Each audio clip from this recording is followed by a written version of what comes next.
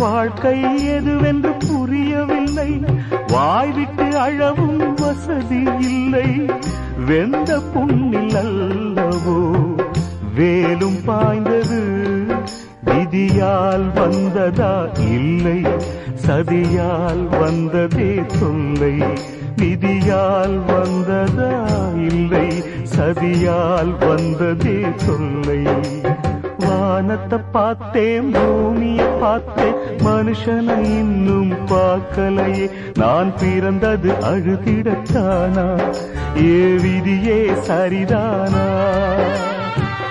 தங்க என்னும் தங்கம் இங்கே தீயில் வேகும் இப்போது, கண்கள் சிந்தும் கண்ணீராலே எந்த தீயும் அணையாது.